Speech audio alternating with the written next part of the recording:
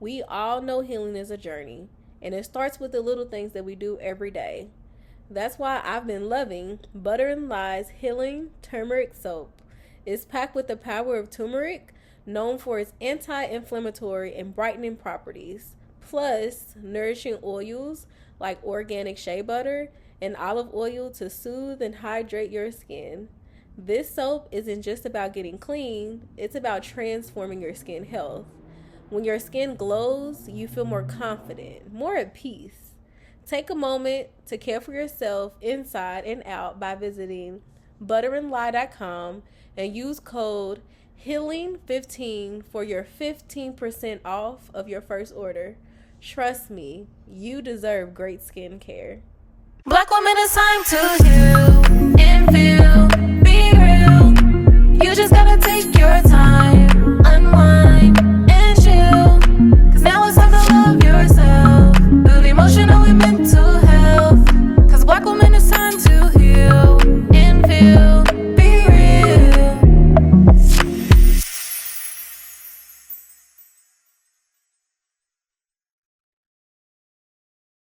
Hey y'all, we are back with another episode of Black Women Healing Podcast. But as usual, before we introduce our guests, we are going to jump in and do a this or that. So, Danica, my this or that is, would you prefer a relaxed date or an active date? And when I say relaxed, I mean like, something real cute. You're going to walk along the beach, you're going to eat something. But then a more, adventurous day, let's go to the gun range, let's go horseback riding, let's do something, I don't want to use the word fun because either one could be fun for people. So, you get where I'm going with it. What you picking? I love a good date. But with, a person I like, I won't hold you because I'm over here thinking like, ugh, I do like interactive dates, but if I don't like you, it might not be as fun. So I'm just gonna think if I'm meeting them, sorry to get deep. If I'm meeting them or I've been knowing them. Let's say that you've been knowing them, but like y'all weren't dating. Y'all just knew each other. Okay. We just knew each other. Okay. I'm gonna say the interactive date. And that is because I do like to have fun. I love a chill time, but if I've been knowing you already, I want to see how you are with having fun. I like to laugh, like be humorous, be silly, like just vibe out. Yeah. So yeah, I think that's what I would choose. What about you? I don't know. It's hard. I like a mix of both. I feel like when you really like somebody, you like to talk their ear off. And I feel like if we active, I'm about to be out of breath, still trying to, no, just knowing me. I'd be like still trying to talk and be out of breath.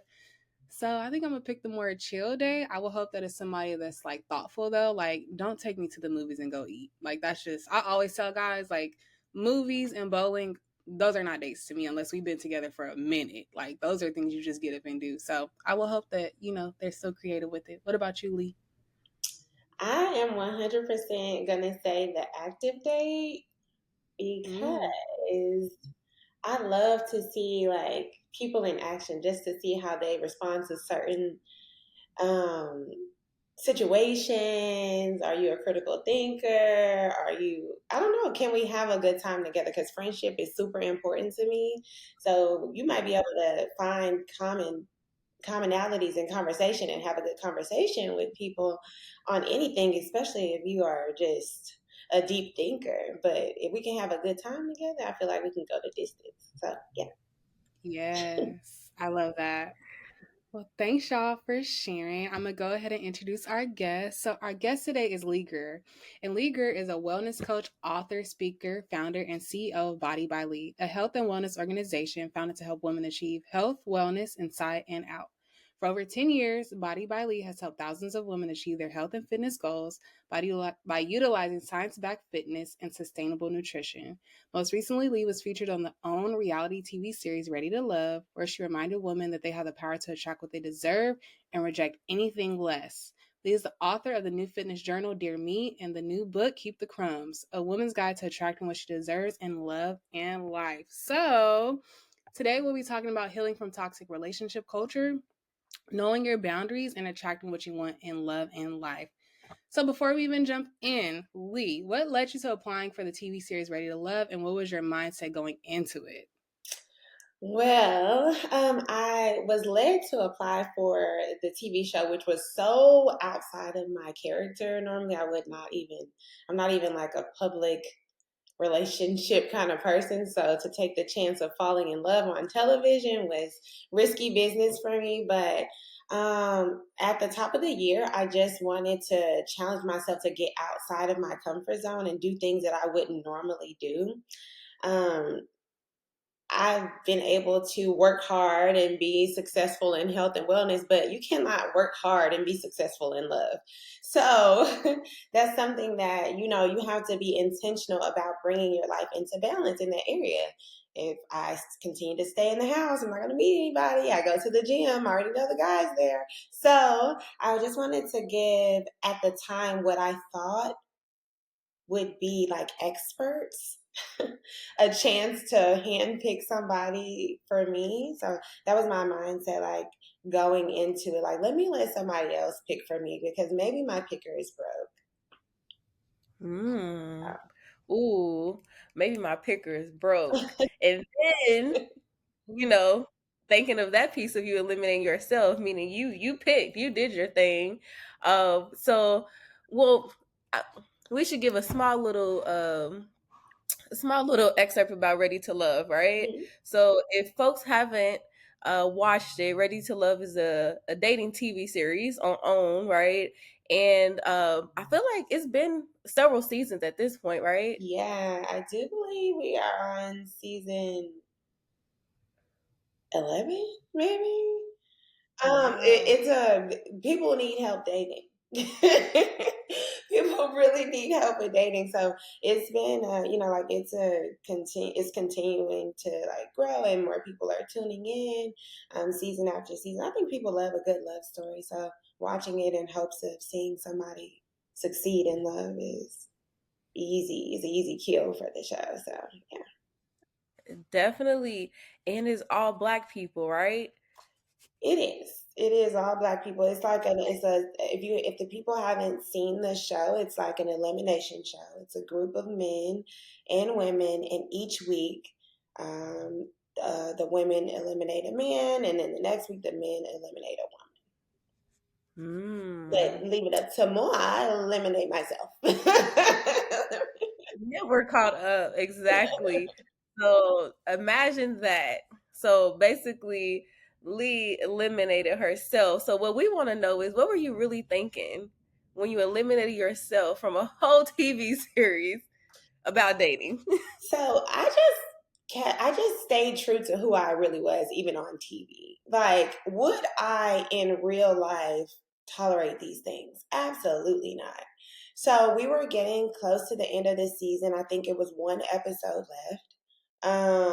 In the season, I'm like, okay, now I said I would be open to new things, but enough is enough. I would never. This would not have even made it this far in my own reality, not on TV. So I felt like, I've given it a chance. I've done my best. I've showed up fully. I've been open to people who I probably wouldn't have normally given a chance, like in the real world, just because if you feel like this is a good fit, obviously we are here for a reason. So I did all that I can do. And, sometimes it's better to, put the power back in your own hands and just go ahead and exit if you're not being treated well. I think also on my journey on the show, I wanted to be a good representation for women who look like me, to know that you don't have to stand around and see and hope to God you get picked by some man who is not even deserving of you. Like, you can literally like eliminate yourself and let God do his thing. Ooh. Oh, I'm loving all of this. Wow, that's powerful. I think it's very courageous. And I mean, I'm happy that you were able to do that for yourself. But in thinking of that, what were like the crumbs you were getting, and like, why would you say they were like it wasn't even deserving? Like, what were the things? So, when what I feel like is, if you've done the inner work, if you're actually aware of yourself. I feel like the society is lacking self-awareness. Now, I don't even want the message to be received in the wrong way, like you're going around on this high horse feeling like people are beneath you. No. If you've done the inner work and you know that you're showing up as your best self, I believe that when you are in the place that God has prepared for you, there is no back and forth. There is no, oh, I don't know if I want this one or this one. No, when you're with your person, they recognize that you are their person and they proceed accordingly. On the show, the crumbs were just like, there was a lot of games being played. Like, I really went there in hopes of finding my person because I work crazy hours, and it would be easier if somebody could just pick them and be like, here you go, as opposed to me having to like make efforts to go on dates and all of that. So I was really hopeful that I would meet someone, but on the show, there are a lot of, it's more like, can we make it to the end? And can we be a famous couple? Oh. Yeah. And for me, I never wanted to be famous. I just want to be wealthy and private. In love, right? Wealthy, private, in love with your husband. Yes. Yeah. That was like, it was just really like inconsistent. The storyline that they showed the most of me on the show is me and another guy who was in fitness. I guess they thought since we both were in fitness that this would be a good, but that is never a requirement of mine because I could teach my man how to work out. It's not. So that was the storyline they showed the most of, and he was kind of just going back and forth between me and another one of the young ladies on the show, and I just would never even. The only reason why I allowed it to go that long is because it is a group dating process. Right. And just be like, oh, you already saw me, you better act right. So what I'm hearing is, and this goes into the next question anyways, one of the crumbs is being inconsistent, not being prioritized. And so in thinking of that, how would one recognize when crumbs are being served to them? Oh, it's very simple. I think that we kind of ignore the signs that we're being breadcrumbed because we want to, like, if you find yourself bridging gaps or making excuses for a person, or like, oh, he's so busy. I know he doesn't, nobody's that busy. They're not that busy. If you are a priority or if a person knows what they want, and especially when you think about the nature of men, think about how goal oriented and focused men are. You can't tell me that a man knows that you're his person and that he's gonna go about it in a half-stepping way. Like, if you are making up excuses for this person, or if your cup just doesn't feel full. Like, if your cup doesn't feel full, I feel like that's a telltale sign that crumbs are being served. You know it, we know it, but I also think that women, a lot of women have an issue accepting rejection. So we rather tell ourselves a story as to why this person is not showing up in the way that they should be, because it's kind of like coddling ourselves, like, no, I'm that girl, but he's busy. He's not busy. You're not it. So. Whew, that's a word. So when we think about self-love, I feel like Black women they're on it now. Like, we are not playing when it comes to our self-love journey. Do you think that this has impacted Black women's dating life? Yes, I definitely think a Black woman's our recent progress in self-love has impacted our dating experience a great deal. And I want to say that we have to be careful with this because self-love is number one, because I think the relationship that we have with ourselves sets the tone for the relationship we have with other people. But if you'll notice, when you see women talking about like relationship situations, people will come back and say, oh, you need to love yourself. You need to, it's not, it's not interchangeable. There are two different things. Like, yes, I love myself, but if you desire to have a partner, that's a different kind of love. That's a different thing. Although self-love sets the tone, it's a totally different thing. And you can't just self-love yourself and grow old with yourself and do like it's kind of, you can go OD. Like, yes, love yourself, but also if you want to be appealing to a partner, then make sure you're that as well. I think that it's a beautiful thing to watch us fall in love with ourselves, because a lot of industry standards, there are so many messages saying don't love yourself as a Black woman. You're the least desired. You're the least this. You're the least that. And I think that's really unfortunate. And I think it's a huge blessing and a major win for us to say, you know what? Actually, we set the tone. We set the trends. We are, we are the blueprint, honestly. No matter how you try to twist it or play it, or you try to come out with, y'all came out with cornrows, or you came out with all these things that are quote unquote like unacceptable or ghetto when we do it, but it's okay in high fashion. So I think that it's a beautiful thing that we're able to overcome all of these things and fall in love with ourselves. I just hope that we keep it together. Yeah. As you were sharing, you were making me think about the singer Maya and how she married herself. And so I'm curious, plot twist, y'all's thoughts on that, because she made this whole announcement that she got married and everybody was like, who did she marry? Right. And then she revealed that it was herself, and how she's gone on this journey of just really taking care of herself and how she's gotten to this point. And so I'm wondering y'all's thoughts on that. Whew. Yeah, I don't want to marry. I'm already married to myself. I feel like what's the like just by default, right? If I'm using it that way. I do desire marriage with another person. Um and like I think it depends on your desires. I do love seeing especially Black women who are getting older and aging, and they are comfortable and that they will and they want to be with themselves forever. I love seeing that other piece of it too, because you do not see it as much. Like, so the societal standard is to be coupled, to be married, to be with a person. So to actually get to see these other sides too, it does still feel, it feels good, and it's nice to have that representation. Yeah. And I might change my mind. I'm saying this now, but who knows? 10 years from now, and I might be like, actually, I want to marry myself too. And Yeah. and not only do I want to do that, that's it. Again, because I think I'm Mhm. already technically married to myself, if Yeah. I'm being honest. Yes. But I don't want that. That's not what I desire. Yeah, yeah. And as you were sharing, you were making me think about this wave of women that I'm seeing who they've lived a life, they've been in a relationship, they're not with this person anymore, they're single for so long. And this is why I love TikTok.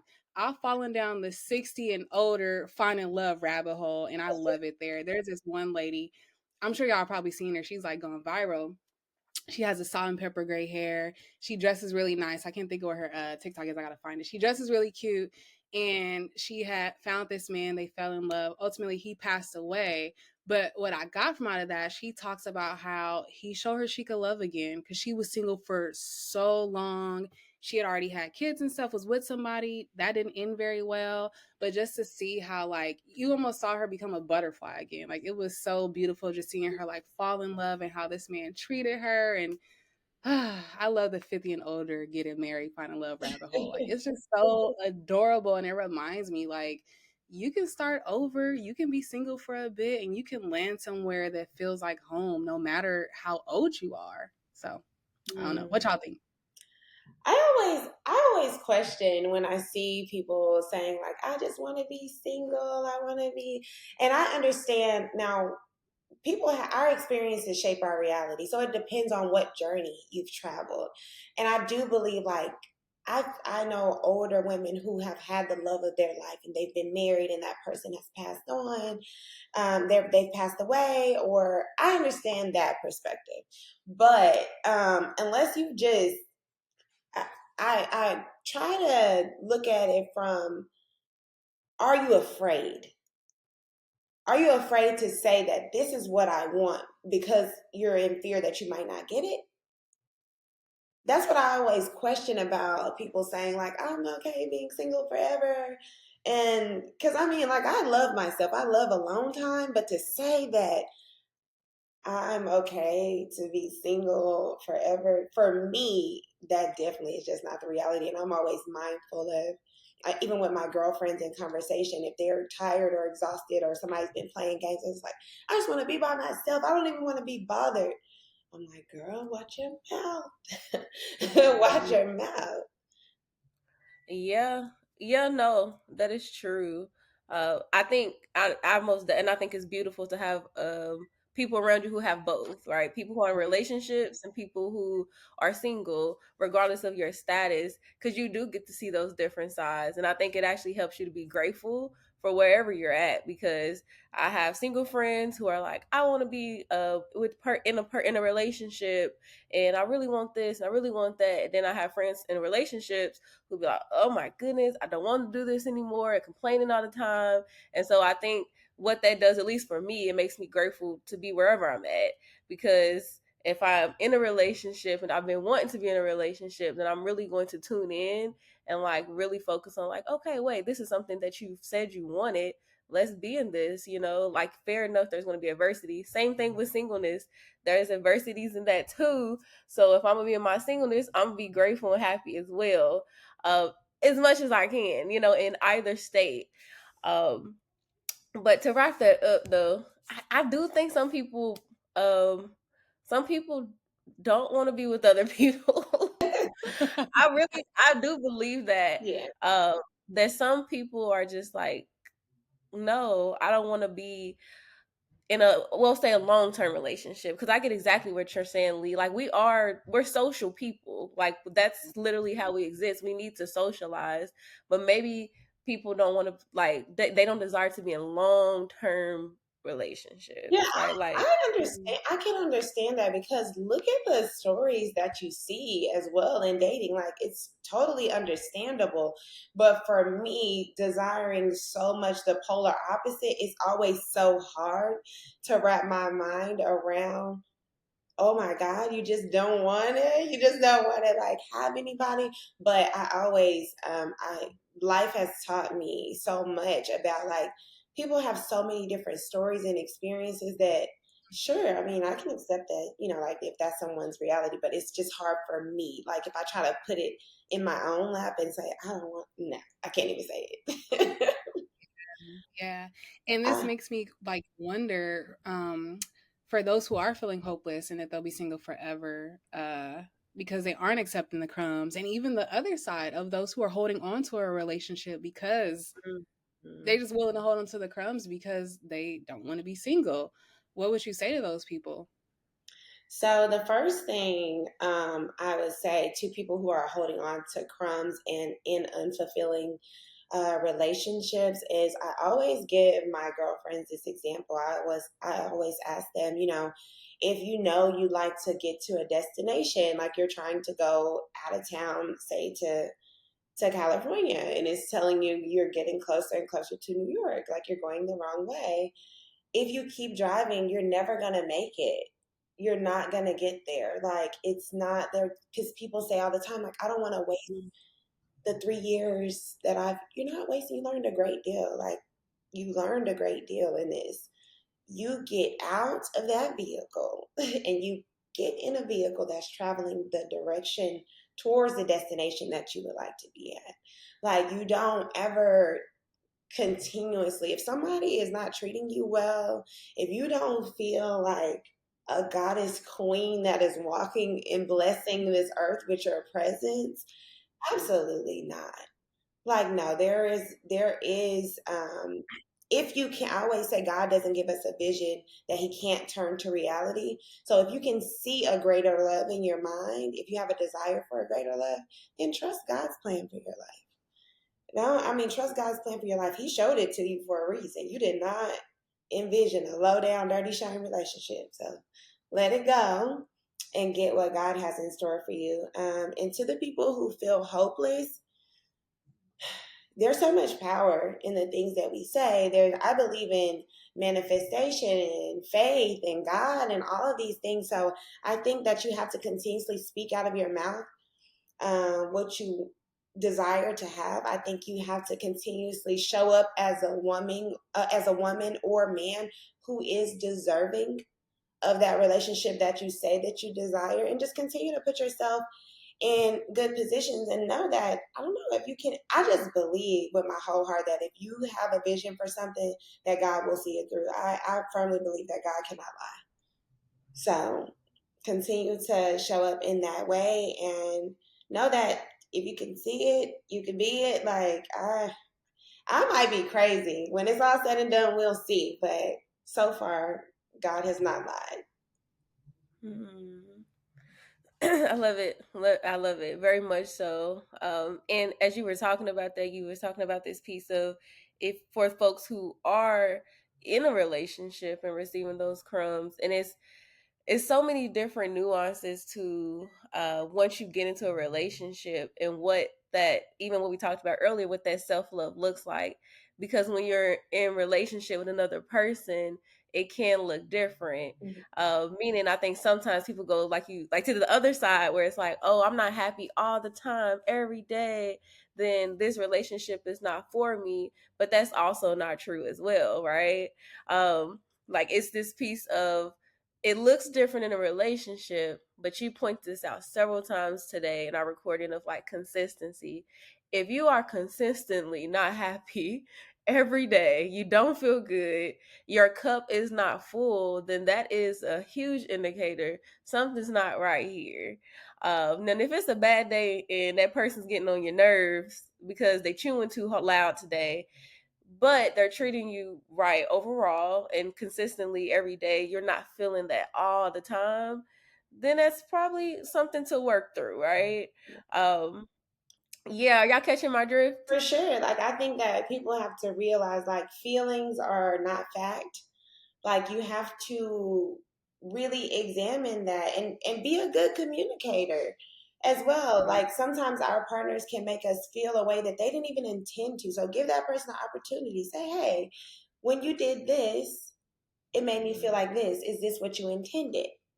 And a lot of people just are not good communicators. Like, you went with this and now you're telling your friends you're unhappy and all of these things. And I just don't even know where we got this idea that we're supposed to feel like rainbows and flowers every day, but like, you have to be willing to go through the ebbs and flows with a person.